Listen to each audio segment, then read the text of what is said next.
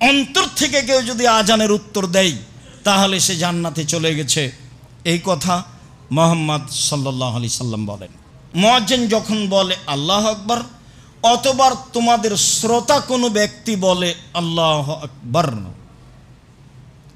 সুম্মা কালা আশহাদু আল্লা ইলাহা ইল্লাল্লাহ, ফাকালা আশহাদু আল্লা ইলাহা ইল্লাল্লাহ, তো শ্রোতাও বলে আশহাদু আল্লা ইলাহা ইল্লাল্লাহ, সুম্মা কালা আশহাদু আন্না মুহাম্মাদুর রাসূলুল্লাহ, মুয়াজ্জিন বলল এটা, তো শ্রোতাও বলল আশহাদু আন্না মুহাম্মাদুর রাসূলুল্লাহ।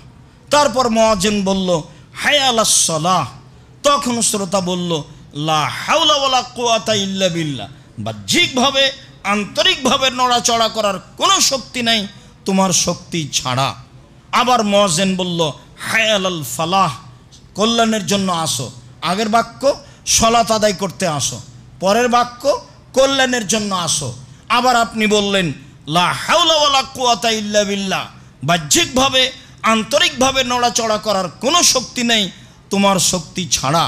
তারপর আবার মুয়াজ্জিন বলল আল্লাহু আকবার, আপনি বললেন আল্লাহু আকবার। মুয়াজ্জিন বলল লা ইলাহা ইল্লাল্লাহ, আপনিও বললেন লা ইলাহা ইল্লাল্লাহ, মিন কলবিহি, অন্তর থেকে দাখালাল জান্নাহ, তাহলে আপনি জান্নাতে যাবেন। মুয়াজ্জিনের কথা এখানে কিছু বলা হয়নি, বলা হয়েছে আমি আর আপনি যারা পিছে পিছে আছি। আব্দুর রাজ্জাক সাহেব, আমি যেখানে থাকি একসাথে 50টা আজান হয়। আচ্ছা যাক, আপনি চেষ্টা করবেন একটা আজানের উত্তর দেওয়া, না হয় পাশে যেটা আছে সেটা চেষ্টা করবেন, চেষ্টা করা লাগবে, তাছাড়া এমনি হয় না।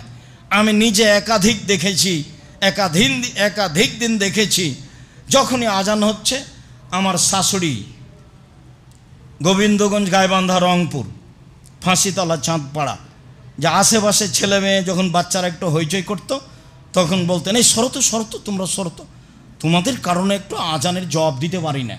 আজান হওয়ার সাথে সাথে আমার শাশুড়ি দেখতাম যে রেডি হয়ে গেছে আজানের উত্তর দেওয়ার জন্য, মানে সব কাজ বন্ধ, প্রস্তুতি তার আজানের উত্তর দিবে। আমি একাধিক দিন এরকম দেখেছি। রাসূল সাল্লাল্লাহু আলাইহি সাল্লাম বলেন অন্তর থেকে কেউ যদি আজানের উত্তর দেয় তাহলে সে জান্নাতে চলে গেছে, এই কথা মুহাম্মদ সাল্লাল্লাহু আলাইহি সাল্লাম বলেন।